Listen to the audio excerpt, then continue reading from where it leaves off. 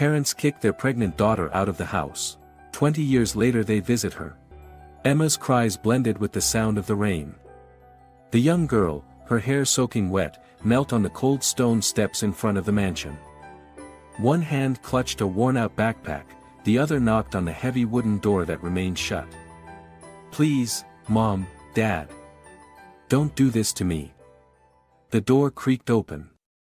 Light from inside spilled out, highlighting the cold, emotionless face of Charles, a tall, broad-shouldered man in his 50s, with slicked-back salt-and-pepper hair, dressed in a crisp white shirt as if he didn't even realize it was pouring rain outside.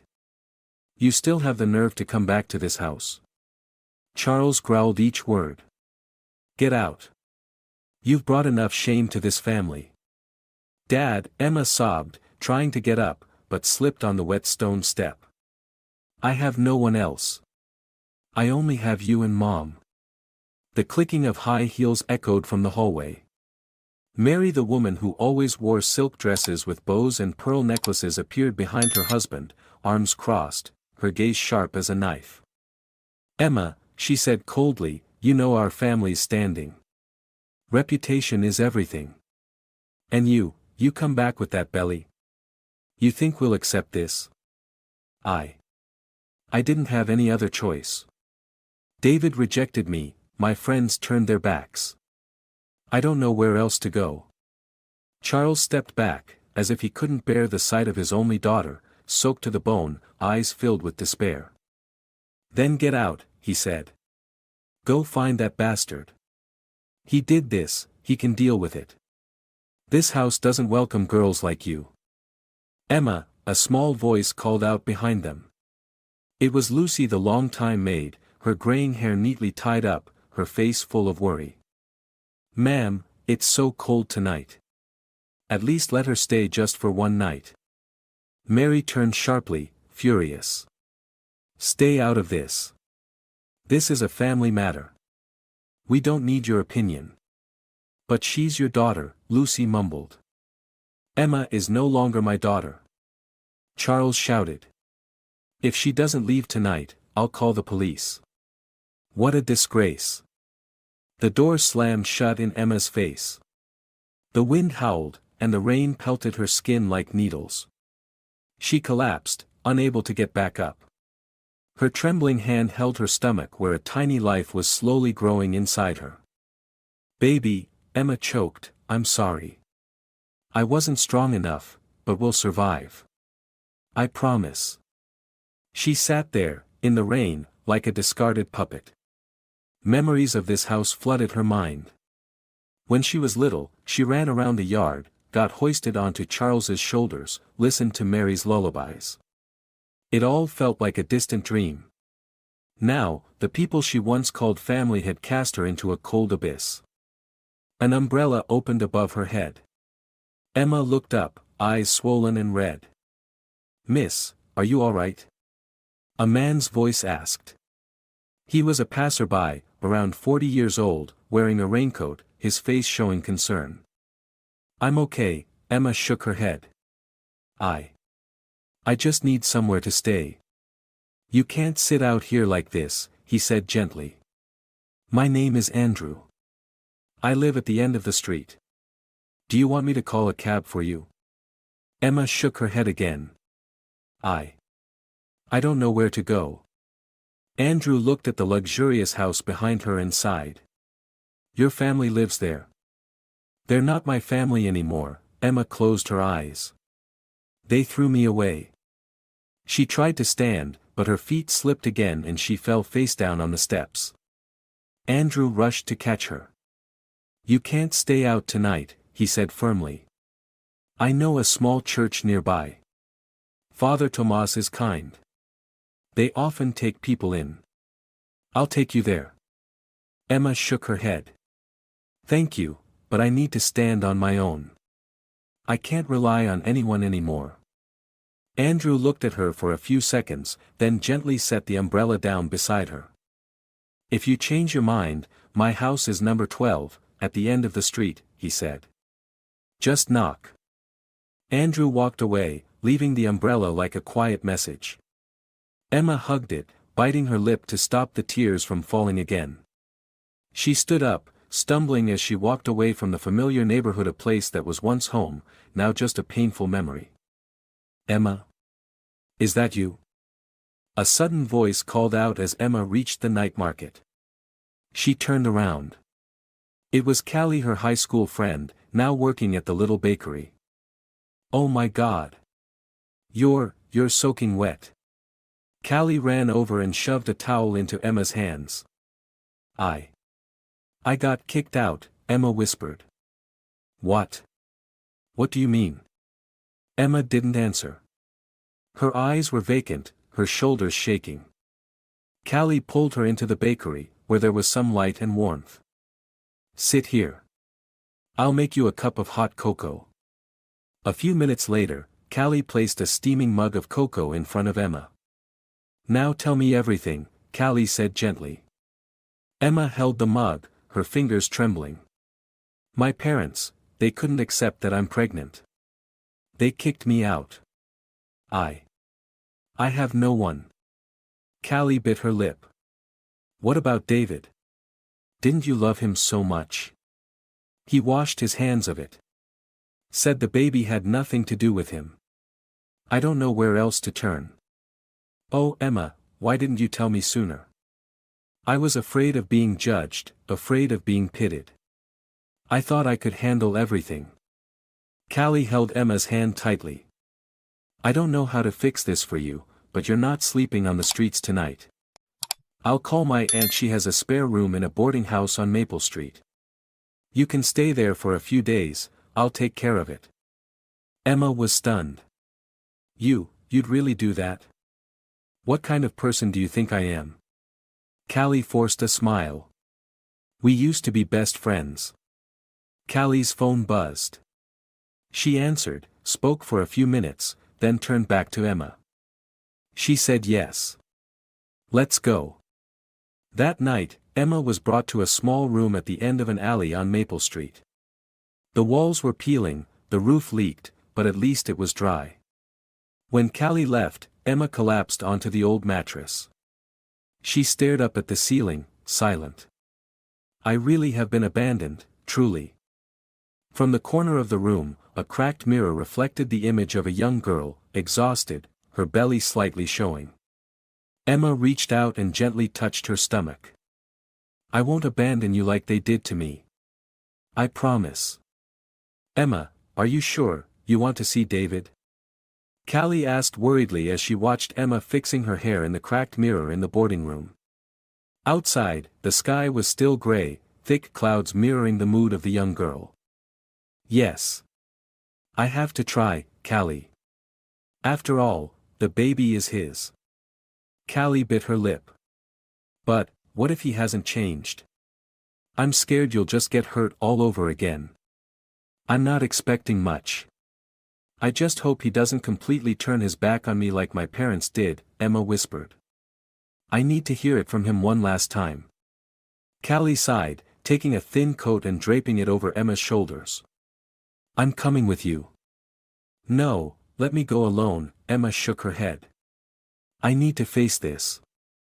David's house was in an upscale neighborhood near Central Park. Emma stood in front of the sleek black iron gate, hesitated for a moment, then rang the bell. A few minutes later, a young woman in a silk nightgown came to the door. "Who is it?" I'm looking for David." The woman looked Emma up and down. "He's having breakfast." "Who are you?" "I'm an old friend." The woman scoffed softly, turned inside, and called loudly, "David. There's an old friend here to see you." A moment later, David appeared, hair neatly styled, wearing a dark blue shirt, a cup of coffee in hand. He froze when he saw Emma, an unmistakable look of irritation flashing in his eyes. "Emma? What are you doing here?" "I need to talk." David raised an eyebrow. "About what?" "About the fact that I'm pregnant." He took a sip of coffee, shrugged. "And?" Emma choked up. "Anne, it's your child." David burst out laughing. Are you serious? I'm not joking, David. I have nowhere else to go. I just need you. He cut her off. Stop right there. You came all the way here, early in the morning, looking like a beggar, just to tell me you're pregnant with my child. What do you expect me to do? Get on my knees and apologize? Emma felt her cheeks burning. You were the last person I trusted.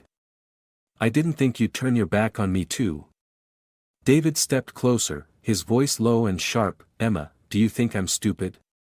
We broke up over 3 months ago. How the hell am I supposed to know it's mine? Because I've never been with anyone else but you. That doesn't prove anything. You said you have nowhere to go. Then go find a church or some charity shelter. Don't come here causing trouble. Emma whispered, I don't want money. I just want, for you to take responsibility. David set his coffee down on the windowsill. I have no responsibility to you. You brought this on yourself. You were the one clinging to me when you found out I was about to graduate and get into my dad's law firm. You really thought getting pregnant would make me stay? I'm not that kind of person. Emma cried. I loved you.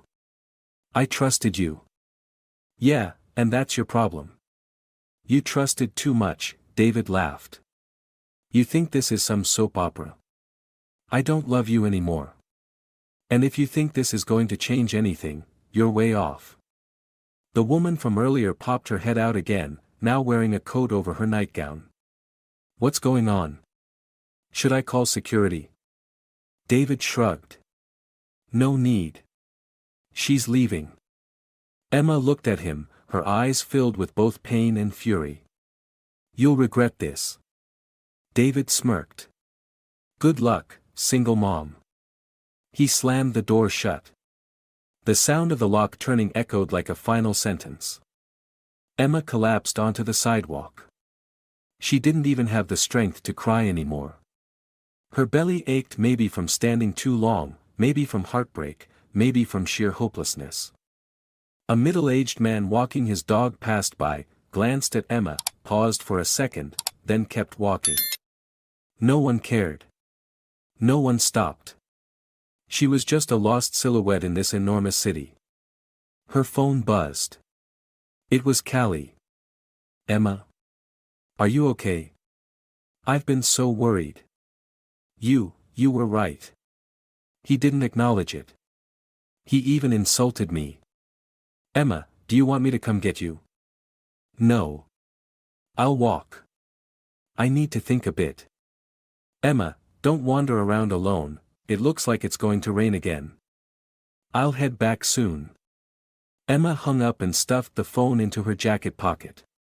She walked along the wide avenue, the wind growing colder. Her belly ached again, forcing her to pause. She leaned against a wall, closed her eyes. A familiar voice called from behind, Emma. She turned around. It was Andrew, the man who had given her the umbrella the night before. Today he wore a striped shirt with a light sweater and carried a bag of bread. Emma. I remember your face. Are you all right? She nodded, forcing a small smile. I'm still alive. Andrew looked at her with sincere concern. There's a small diner nearby. A friend of mine runs it. If you need anything. Emma interrupted, thank you, Mr. Andrew. I really appreciate it, but I don't want to rely on strangers' kindness anymore. No one stays a stranger forever, Andrew said gently. You've been incredibly strong. But if one day, you're too tired. I'm still at number 12, at the end of the street. Emma lowered her head slightly. Thank you. He nodded, then walked away, leaving Emma alone again on the sidewalk. The wind picked up. Dark clouds blanketed the sky. Emma looked up, sighed, and continued walking. When she returned to the boarding room, Callie was already waiting with a dry towel and a cup of hot tea. Emma. Oh my God, your face is pale as a sheet. Come sit down. Emma quietly sat, taking the cup of tea. I knew it. I knew he wouldn't help at all. Emma, you can't keep going through this alone. Callie said gently. Then what should I do, Callie? I have no home. No family. No boyfriend. I have nothing. You have me, Callie replied. And you have the baby. You're not alone. Emma broke down in tears. This time, she didn't hold them back. She let herself cry like a child, in the arms of the only friend she had left. I'm so scared, Callie. I don't know what tomorrow will be like. One step at a time. We'll deal with tomorrow when it comes. You don't have to carry everything alone anymore. You've been strong for too long. Night fell. Emma lay on the small bed, eyes staring at the stained ceiling. Her belly moved slightly. She placed her hand over it, feeling it. Baby, we're going to keep going. I promise. I don't know what lies ahead, but I won't leave you. Never. Emma, if you're too tired. I can take a few days off work to stay here with you, Callie said, pouring more porridge into a bowl. Emma shook her head, her voice weary. No. I can't drag you into this any further. I've already burdened you too much, Callie. Don't say that.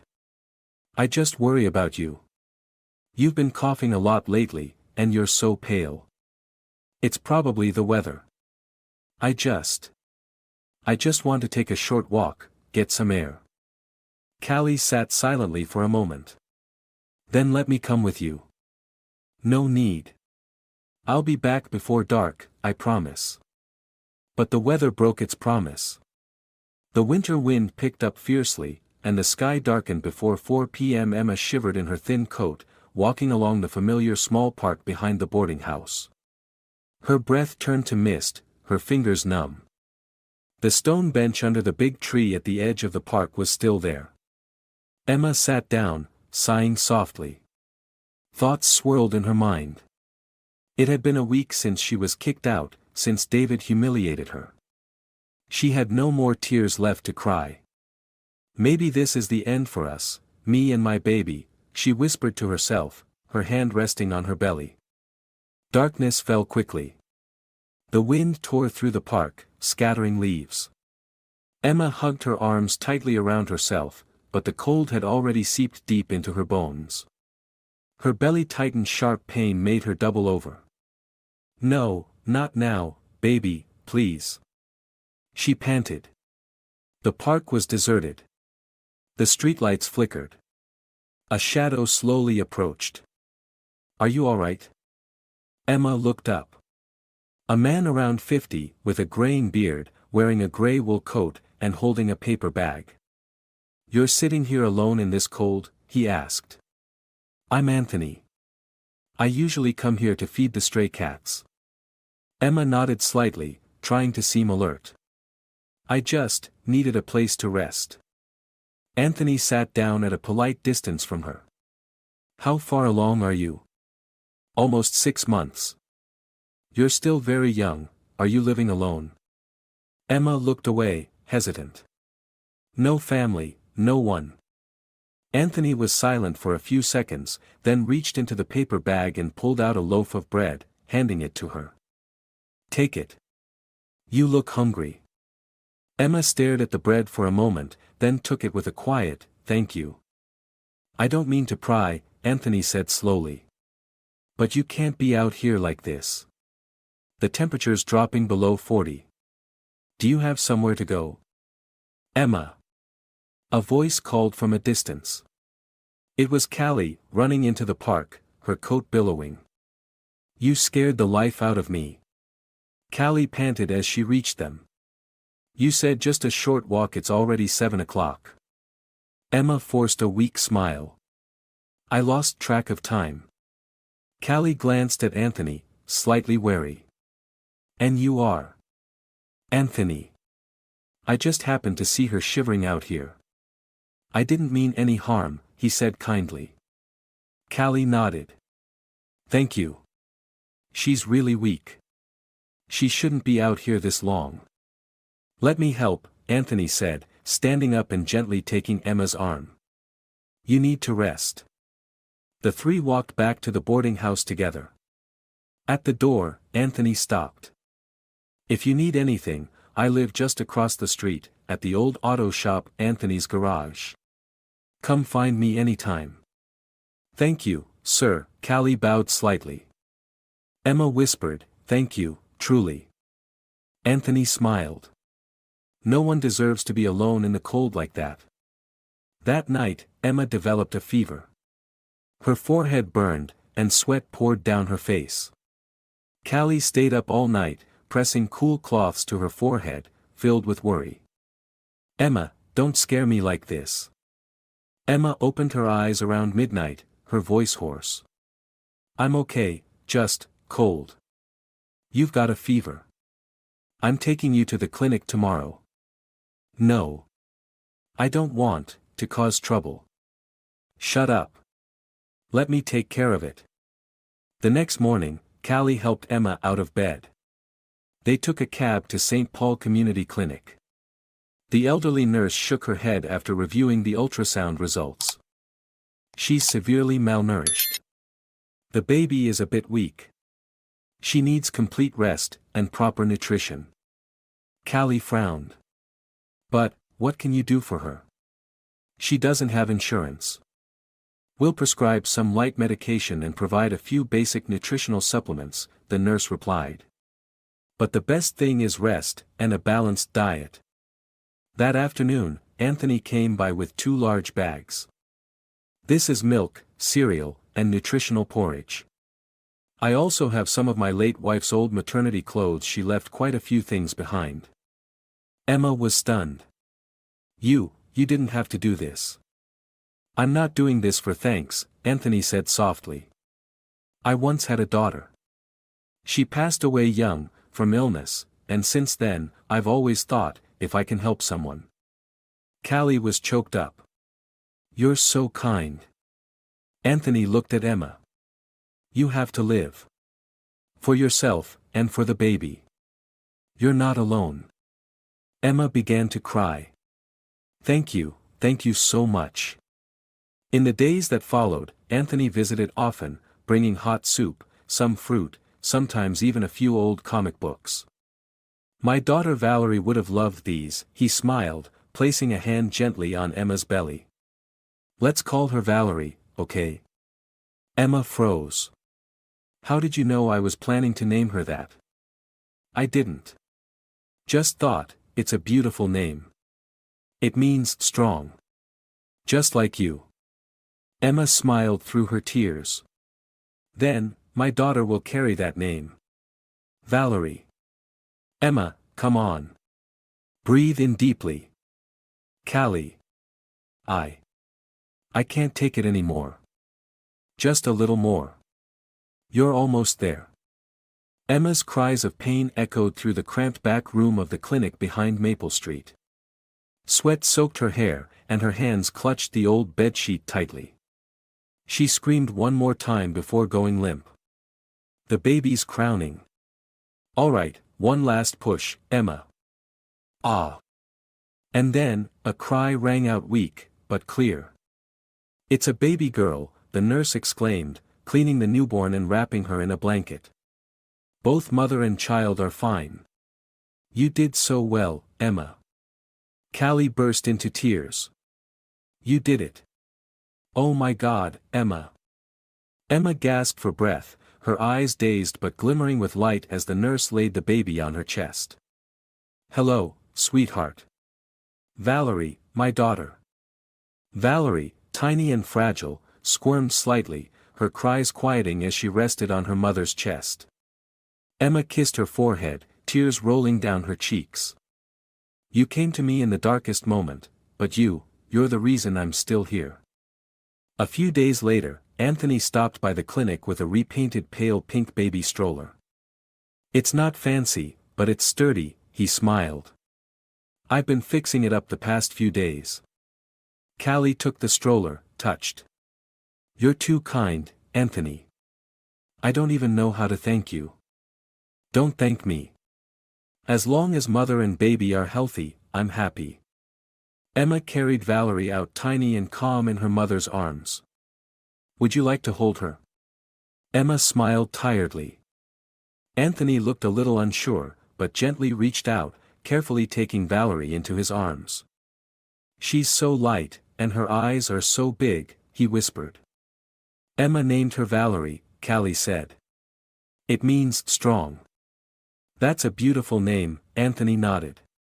She's going to grow up and amaze everyone. But the months that followed were a daily battle with life. Emma got a job cleaning houses by the hour for a family down the street. Sometimes scrubbing floors, sometimes doing laundry, often working late into the night.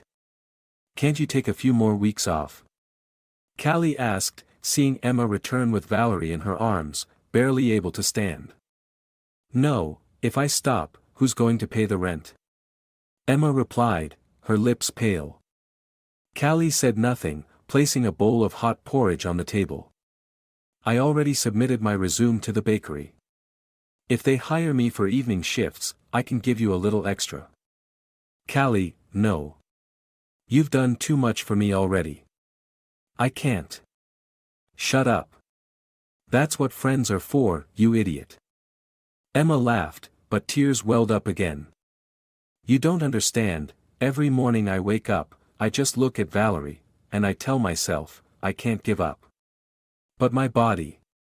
I'm scared one day it won't hold out. Callie squeezed her hand. If something happens to you, who's going to take care of Valerie? For her, you have to stay strong. But being strong doesn't mean doing it all alone. You have to let people help.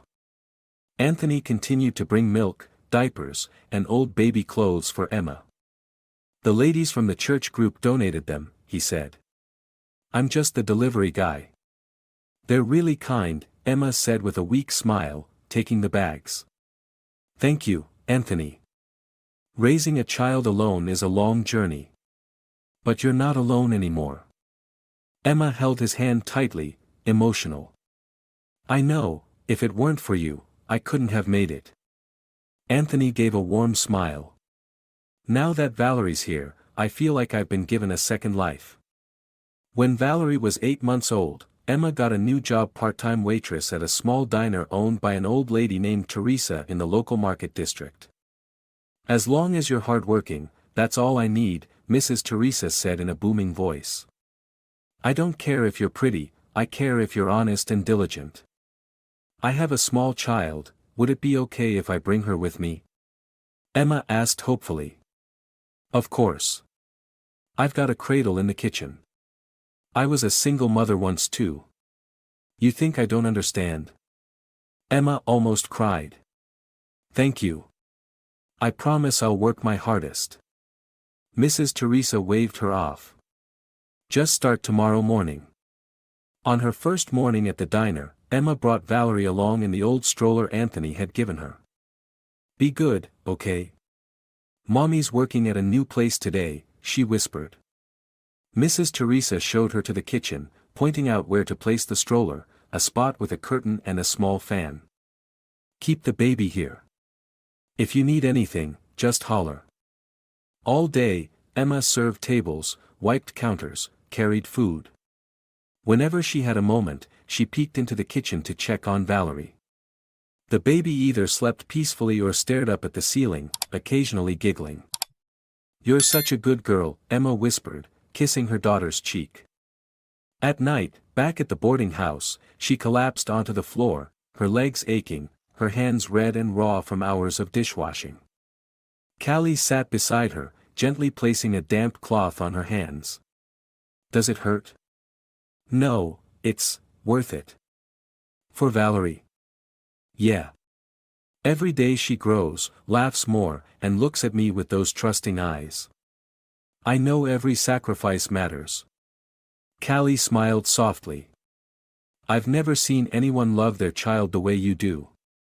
Emma held Valerie close and whispered, she's everything, she's the reason I exist. One afternoon, Anthony arrived with a small wooden picture frame. I took this photo when Valerie smiled at me on Sunday. Here, take a look. Emma looked at the picture. Valerie was beaming, arms raised, eyes sparkling. She burst out laughing, and tears flowed without warning. "She's really changed the whole neighborhood," Anthony said. "Everyone loves Valerie." "She's the light in the darkness," Emma said. "And that light saved my life." "Charles, you're going to that dinner party at Mr. Carter's tonight, right?" Mary descended the stairs, wearing a form-fitting black evening gown, gold bangles shimmering on her wrist. She glanced in the mirror one last time before turning to her husband, her tone airy. "Yes. I've already told the driver to get ready." "And you? Did you call the spa?" "I did. They'll come tomorrow to do my hair and nails. 10 o'clock sharp." Charles sat in an armchair, a glass of whiskey in hand, eyes fixed on the financial news on TV. "The market is picking up again. That plot of land in Palm Beach I invested in looks like it's going to turn a big profit." "You really are a business genius," Mary said dryly. "Are we buying another apartment in Miami?" "Yes. For the summer holidays." Not a single word about Emma. Not a mention of the daughter they had thrown out of their home nearly 2 years ago. Meanwhile, in the poor neighborhood where Emma lived, a light rain began to fall. Anthony dropped by the boarding house, holding 2 children's wool sweaters. "Emma. I just picked these up from the charity center. Thought the little one would be warmer with them in this cold." Emma came to the door holding Valerie, smiling brightly. "Thank you. She'll love them." Valerie squealed happily, running around the yard, her thin coat fluttering in the wind. "She's looking more and more like you," Anthony observed. "Those eyes, just like little Emma from years ago." "No, she looks more like her father," Emma murmured, her gaze dimming. Anthony spoke slowly. "Do you still think about your parents?" Emma was quiet for a long time. "No, or at least, I try not to. But sometimes, when I'm too tired, too hungry, I remember the soft bed, the warm room, the dinner table full of food, and then I tell myself, I don't have the right to remember." Anthony sighed. "You can forgive, but never forget how they treated you." Back at Charles's mansion, the lights blazed as always, the parties never stopped. Wealthy guests came and went endlessly. "Charles. Congrats on the investment in Austin," a middle-aged man clapped Charles on the shoulder. "You really have an eye for these things." "Thanks, Paul. But I've got another project in Phoenix. Just wait 1 more month." Mary held a wine glass, smiling at the women in the group. "I just redid the entire bedroom. Italian design this time. 3 times more expensive than the last, but worth every cent." "You really know how to live," a young woman exclaimed. "I live for myself. If I don't take care of me, who will?" Mary shrugged. "Do you have children?" "I heard," one woman blurted out.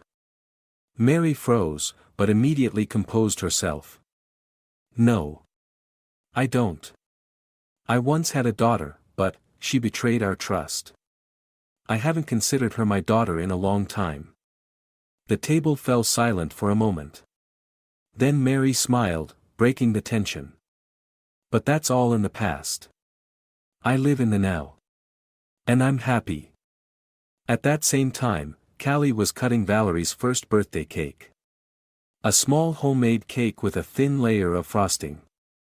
Emma held Valerie, placing a paper crown on her daughter's head. "Happy birthday, Valerie." Anthony clapped, handing over a teddy bear as big as Valerie's head. "This bear will watch over you every night." Valerie giggled, hugging the bear, babbling happily. "Emma," Callie whispered, "I know you still think about your parents. Today is Valerie's birthday, do you want to call them?" Emma froze. "No, if they wanted to see Valerie, they'd have come. They know where I live." Callie took her hand. "I just want you to be happy." Emma looked at Valerie running around the room with the teddy bear, laughing joyfully. "I am happy, Callie." When I see her, I don't need anything else. That night, Charles sat in his study, checking his investment portfolio on the computer. Mary brought in a cup of hot tea. Anything new? Stocks are up 5%. Good. You're always buried in numbers. Charles looked out the window, where the distant city lights twinkled. Mary, have you ever thought about Emma? Mary paused. Why are you bringing that up? I don't know. Sometimes I wonder what she's doing now. Don't be weak, Charles. She chose that path. We're not responsible. Charles nodded, but his gaze remained distant. She's still my blood, Mary. And she brought shame to this entire family. Did you forget? I haven't forgotten, but sometimes, I remember how she used to laugh when she was little. Mary set the tea down harder than necessary. We've moved past that. We're rich now, respected.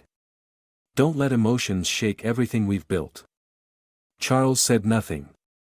The tea grew cold. In his mind, an image resurfaced: his little daughter with soft brown hair, clutching her doll from years ago. But he didn't say another word. One rainy afternoon, Emma was carrying a tray of food at Mrs. Teresa's diner when she heard a customer call out.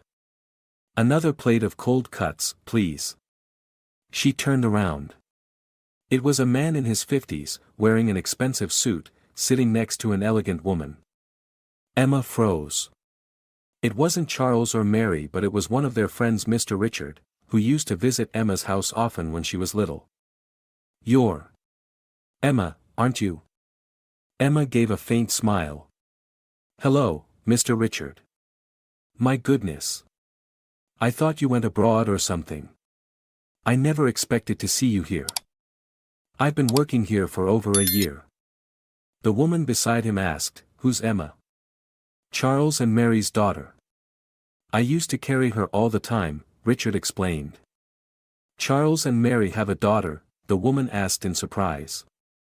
I thought they didn't have children. Emma kept smiling, but her heart ached. They did.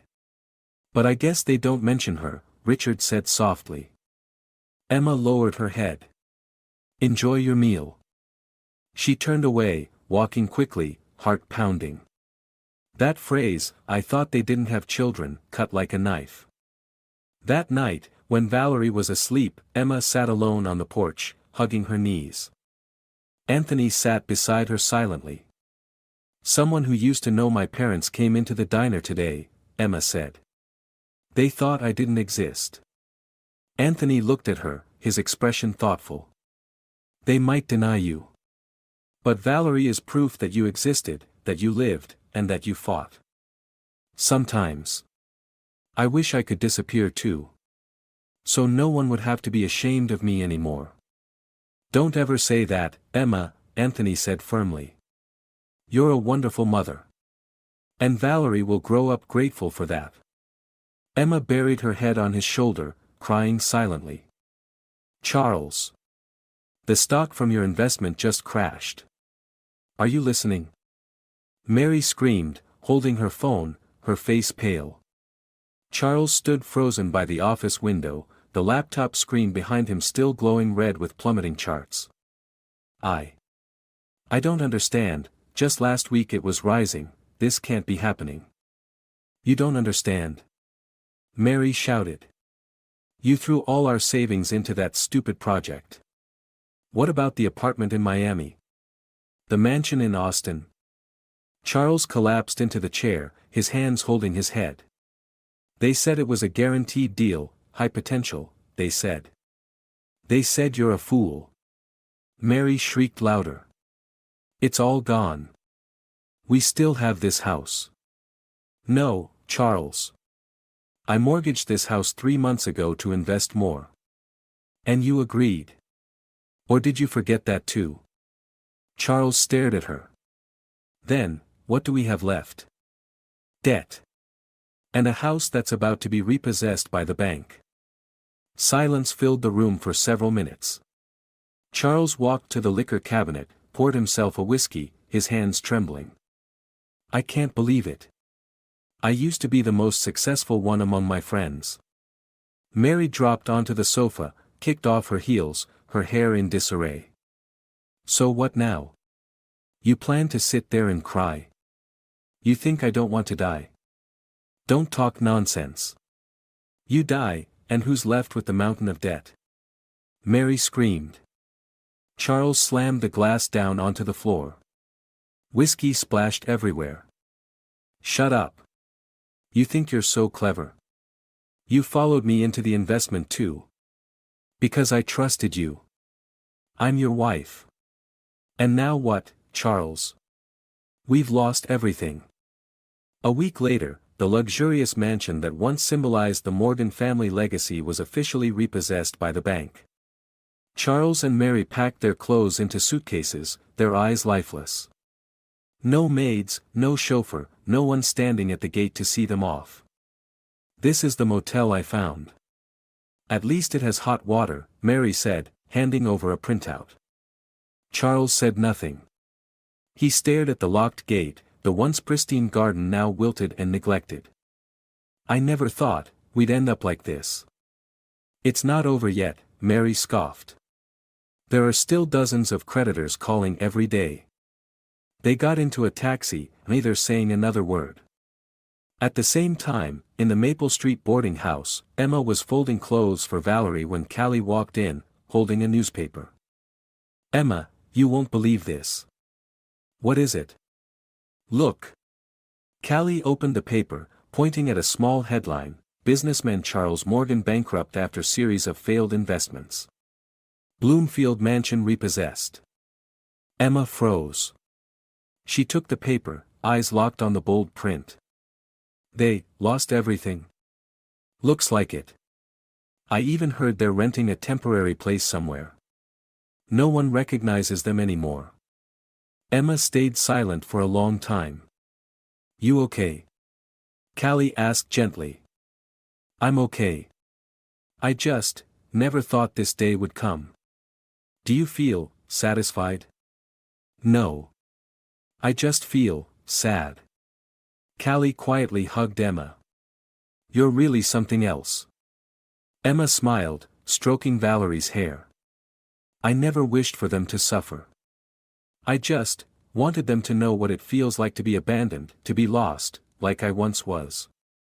In their cramped rented room, Charles read an old newspaper while Mary taped over a cracked window. Charles, what are we eating tonight? I've only got $10 left. I'm not hungry. Well, I am. And I can't live on pride. Charles sighed. I'll go look for work. Doing what? You're 60. Who's going to hire you? I can help sell books, watch a store, anything. Mary sat down, her voice bitter. You once said you'd never let me live in poverty. Look at us now. Charles stared into space. I thought I was invincible. Humph, and you thought Emma was the disgrace. Charles froze. You're still bringing that up. Because if we hadn't cast her out, maybe she'd be here now. Maybe, she would have helped us. I'm not sure Emma would forgive us. Mary rested her head in her hands. If it were me, I wouldn't. Charles stood slowly. But we have to try. Before it's too late. That night, Charles picked up a pen and sat before a blank sheet of paper. Mary stood behind him, arms crossed. What are you doing? Writing to Emma. And where will you send it? To Anthony. Anthony who? My father's old friend. He runs a small auto repair shop near Maple Street. I ran into him not long ago, he mentioned Emma. Mary sighed. You think she'll read it? We have to try. Charles wrote. Emma. Your parents know that an apology now may be far too late. But we've lost so much. If you still remember us, please, give us a chance. Mary stayed silent for a long time. Then she placed her hand on Charles's shoulder. Add this. Whether you forgive us or not, we'll be waiting. Charles looked up at his wife. I've never heard you say something like that before. Because I'd never lost everything before. 2 days later, Anthony received the letter. He skimmed through it, folded it gently, and carried it to the boarding house where Emma was cooking dinner. Emma, he said softly. I have something for you. Emma wiped her hands and took the envelope. Her heart trembled as she recognized the handwriting on the front. Charles Morgan. Callie, just back from work, froze when she saw the envelope. Are you going to open it? Emma stared at the paper for a long time. Then she set it on the table and turned away. No. I'm not ready. Anthony nodded. That's your choice to make. That night, after Valerie had fallen fast asleep, Emma sat alone by the window. The cold wind drifted in, but she didn't draw the curtain. Her hand reached for the letter. Slowly, she opened it. She read it line by line, word by word. Until the final line. Whether you forgive us or not, we'll be waiting. Tears welled up. She didn't know what she would do. She only knew that her heart had begun to waver. Emma, they've been standing out there since this morning. Callie's voice floated in gently as she stepped inside and shut the gate. Emma was sitting on the wooden bench, Valerie asleep in her lap, breathing softly. She looked up at her friend. It's them. Callie nodded. Charles and Mary. They haven't knocked. They're just watching. Emma said nothing, her gaze distant. Her hand softly stroked her daughter's fine hair, a storm of emotions rising in her chest that she couldn't put into words. She's sleeping, she whispered. I don't want to wake her with ghosts from the past. Callie stepped closer and sat beside her.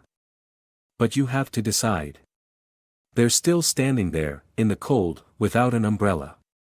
Emma looked up and through the window. Outside, the late winter sky was gray as ever. Two figures, one aged and once proud but now hunched, the other, once sharp and polished, now dull and ashen, stood tucked against the wooden fence. Does Anthony know? Emma asked. He does. He's been sitting in the garage all morning but hasn't said a word. I think he's letting you choose. At the gate of the boarding house, Charles shivered slightly. He adjusted the frayed collar of his old coat, still gripping Mary's cold hand. She's not coming out, Mary whispered. We'll wait. Charles. I feel ashamed. We abandoned her. The least we can do is show her we're willing to wait. Mary didn't reply. She looked around at the rundown neighborhood, the tin-roofed homes, the children playing in the streets. Everything was a far cry from where they used to live. Do you think she'll forgive us? Charles didn't answer. His eyes stayed fixed on the small house at the end of the alley, where a thin curtain occasionally fluttered. Inside, Emma stood up, gently laid Valerie down on the mattress. She took a scarf and wrapped it around her neck. Her eyes were cold, but her hands trembled. Are you sure? Callie asked. No. But I have to do this. Emma stepped into the yard, slowly opened the gate. Charles and Mary flinched slightly when she appeared. Emma, Charles said, voice hoarse. Emma looked at them. For a very long time. Mary lowered her head. We just wanted to see you. Just once. We have no excuse. We just wanted to see you. I read the letter, Emma said evenly. And I don't know what to do. Charles took a step forward, but stopped when Emma stepped back. We were wrong, he said. So wrong it may be beyond repair. But we can't keep pretending you don't exist. Emma, Mary added softly. Since we lost everything. I realized, nothing hurts more than losing a child. Emma laughed bitterly. You speak as if you didn't throw me out like a stray dog. Charles closed his eyes. We're ashamed. But now, we just want to see our granddaughter. Even just once. Valerie doesn't need grandparents. She's growing up surrounded by love from people with no title, no obligation.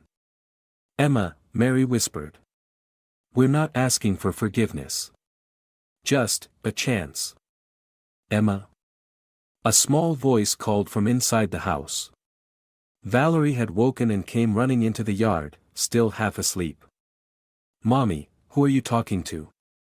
Emma turned and crouched to hug her daughter. Valerie looked up at Charles and Mary with wide, innocent eyes. Who are they, Mommy? Mary began to cry. We're your grandparents. Valerie looked at Emma. Is that true, Mommy? Emma froze. In that moment, every emotion buried over the past 2 years surged to the surface. She looked at her little girl, then turned to the two people who had once meant everything to her, now just two broken figures in the middle of winter. I don't know, sweetheart. Charles suddenly dropped to his knees. Please forgive us, even if it's impossible. Mary stood trembling beside him, tears streaming down her face. We have nothing left, except the tiniest hope, of hearing you call us Mom and Dad again. Emma looked at them. Her heart felt hollow. She no longer felt angry, no longer full of hatred.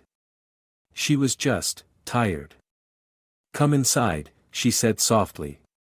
Valerie will catch a cold. Charles looked up. Emma. Don't say anything else. Just, come in. Callie watched from the window, eyes misty. Anthony stood behind her and nodded gently. That's the bravest choice, he whispered. Callie nodded. Forgiving doesn't mean forgetting. But, it means starting again. Anthony smiled. That girl, she's stronger than anyone I've ever known. Emma. Charles stood inside the small house, his shoes muddy, his gaze darting between the doorway and his daughter's face.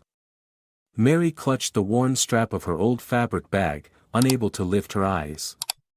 Once a woman who walked with pride, now stripped of all her former arrogance. Emma simply pulled out a chair. Sit. I'll make tea. That's not necessary, dear, Charles murmured awkwardly. No. When I have guests, I serve tea. Emma turned away, her voice calm and measured. Valerie stood in the middle of the room, holding the teddy bear Anthony had given her, eyes wide as she stared at the unfamiliar faces. Mommy, are they really? Emma looked at her daughter, then knelt beside her. They're your grandparents. Say hello. Valerie hesitated. Hello. Grandma and Grandpa. Mary burst into tears, covering her mouth as her shoulders shook. Charles couldn't hold back either. He stepped forward slightly, bowing his head. Hello, sweetheart. You're so adorable. Valerie hid behind Emma, unsure. Mary wanted to move closer, but stopped, unsure of what to do. Callie stood in the corner of the room, holding the cup of tea Emma had just handed her, glancing warily at Mary. Here's the tea, Emma said, placing the tray on the table and pouring into each cup. Let's talk. Charles reached out to take his cup. Thank you. Emma sat down and looked straight at them. Why did you come here? Mary looked up, her lips trembling. To ask for your forgiveness. Emma smirked. You think forgiveness is something you can just be handed? No, not easily, Charles exhaled. We don't expect it right away. But at least, let us speak. Then speak. Charles looked around the small home, chipped paint on the walls, the ceiling fan creaking. You lived here all this time? Yes. After you kicked me out and David washed his hands of everything, I lived off Callie's kindness, then Anthony's. Neither of them shares a drop of blood with me, but they never abandoned me like my own flesh and blood did. Mary lowered her head. Emma, I know, nothing can give back those lost years. No. It can't. Emma cut in. I gave birth alone in a room barely 10 square meters. I ate plain rice porridge for a month just to have milk to nurse my child.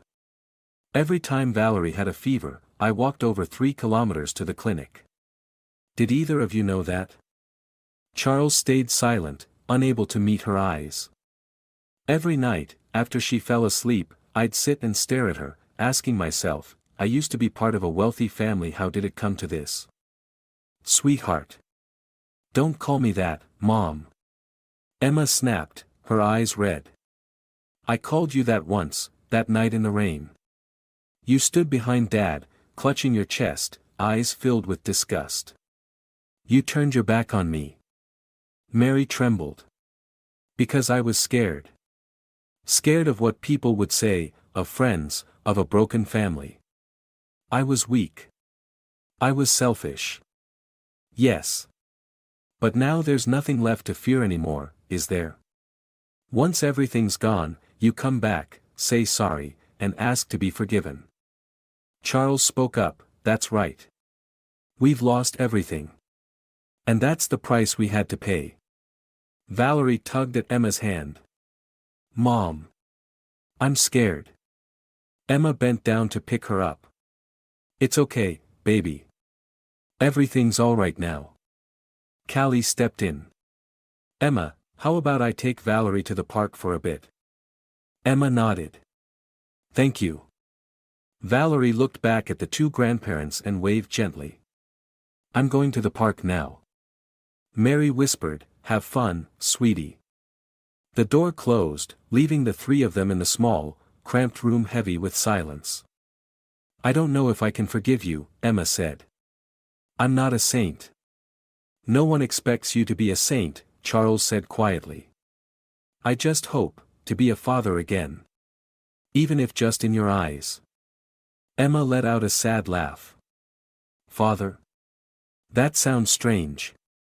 Ever since I was thrown out, I stopped using that word. Mary reached into her bag and pulled out an old photograph. Do you remember this? Your 5th birthday. I've kept it, all these years.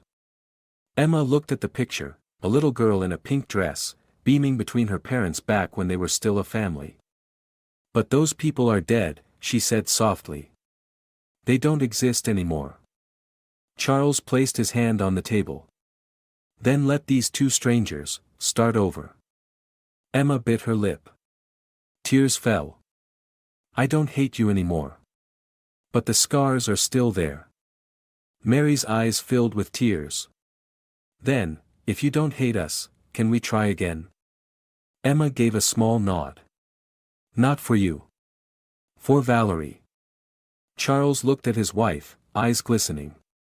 She's just like you were. No.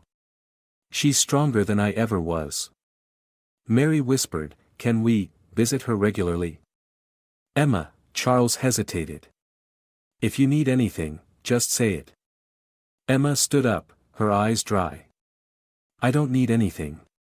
Just be honest. If you want to be grandparents, earn it. Charles nodded. I promise. So do I, Mary said, her voice choked. Tiny footsteps echoed from the alley. Valerie ran in, holding a paper pinwheel. Mommy. There's a man selling cotton candy outside. Emma gathered her daughter and sat down. Do you want to share some with your grandparents? Valerie looked at the pinwheel, then nodded. Half for Grandpa, half for Grandma. Charles reached out and accepted it, chuckling. It's really sweet. Mary whispered, this is the first time. I've seen a smile in our family in so long. Emma said nothing. But she knew a new door had quietly opened. Emma, can I take Valerie to the park tomorrow? Charles asked while peeling an apple. Valerie stood beside him, watching intently as if learning something very serious. Emma walked out from the kitchen, flowers still on her hands. I won't object, but you do know the clinic's only 300 meters from there, right? If she so much as gets a sniffle, I'm blaming you. Charles laughed. Understood. She'll come home in one-piece Scout's honor from a remorseful grandpa. Valerie giggled. Grandpa talks funny.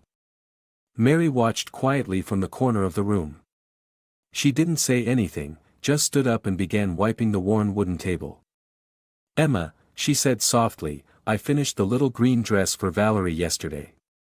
Do you think she'll like that color?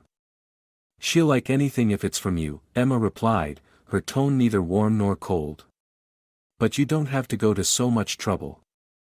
No, I do, Mary interrupted, eyes still on the table. Every stitch is a step toward making amends. Valerie ran over and hugged her leg. Grandma. I like green dresses. Mary bent down and embraced the little girl. Then I'll bring it over tomorrow, okay? Emma watched the scene, still kneading dough, her heart unexpectedly stirring. She had never imagined that one day, in this cramped little room, Charles the man who once yelled at her in the rain would be patiently peeling apples for his granddaughter. Or that Mary the woman who once declared, I'm no longer your mother, would now sew every seam of a tiny dress with trembling hands. That afternoon, the whole family sat down for lunch. Anthony had been invited. He sat beside Callie, laughing as Valerie told stories about Grandpa being scared of cats. You're making that up. Charles laughed. I'm just, slightly cautious of the neighbor's cat. Valerie stood with hands on her hips. But Grandpa screamed the loudest. The whole table burst into laughter.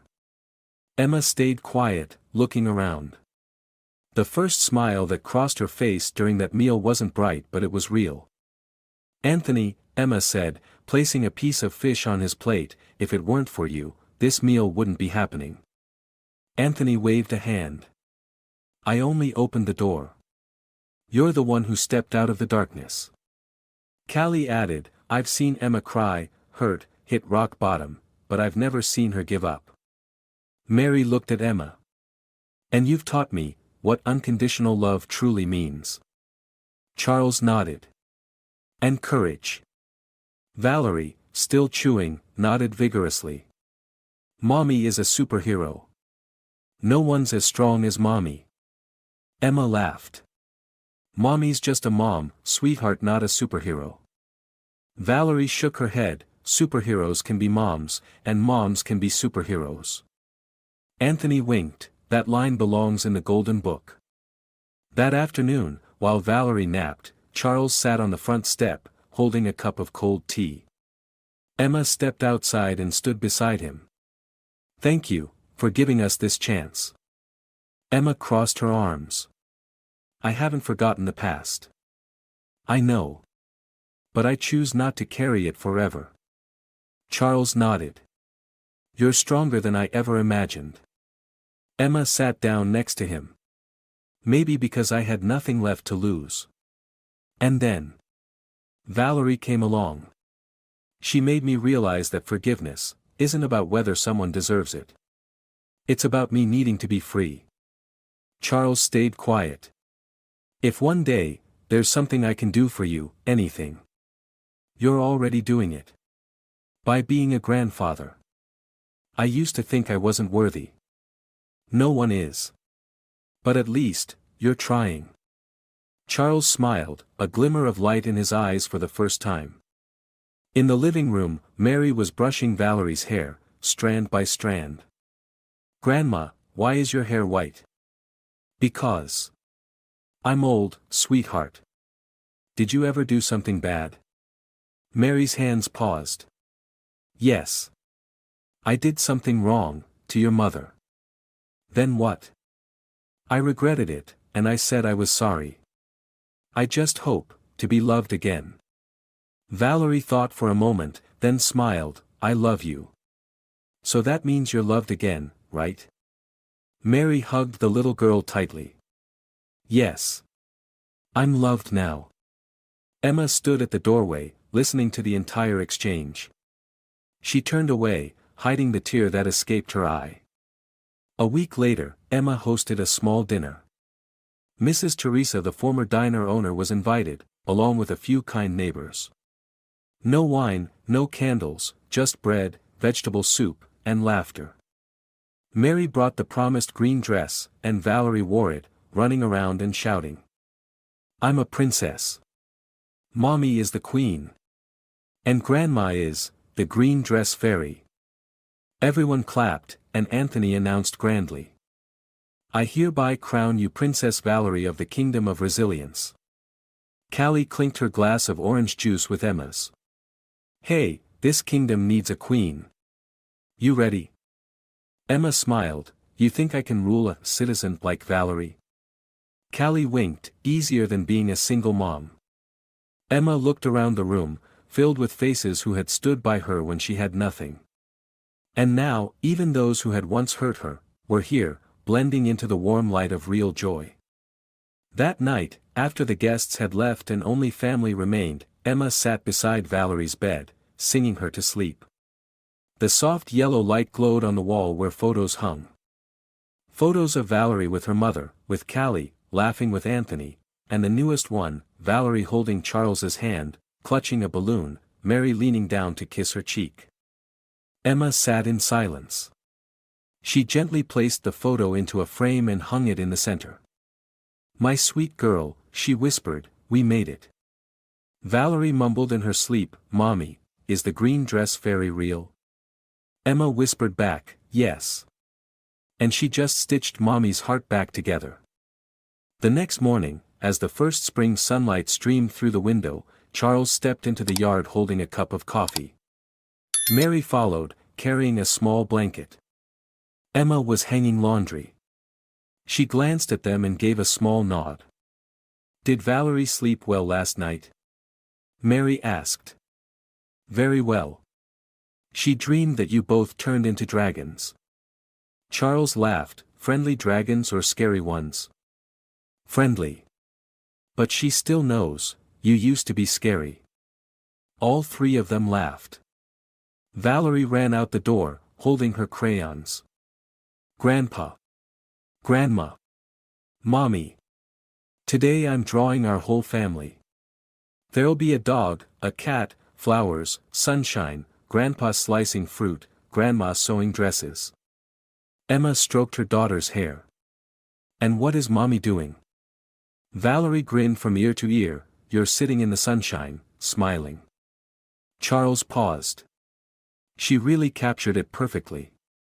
Mary said quietly, because she sees what we once failed to. Emma leaned down and kissed her daughter. You're the most beautiful picture of all. Valerie wrapped her arms around her mother's neck and shouted. This is the happiest family in the whole world. The four of them embraced in the middle of the little yard, no lavish mansion, no fat bank accounts. Only smiles, forgiveness, and a brand new beginning. This story is a profound testament to the power of love, forgiveness, and resilience. Though abandoned and deeply hurt, Emma did not fall. She rebuilt her life step by step, raising her daughter with unwavering strength. Forgiveness doesn't mean forgetting, it means letting go of the weight of the past in order to live fully in the present. The return of Charles and Mary shows that loss is the price of mistakes, but it's also a chance to change. Family, when love remains, always has the power to begin again.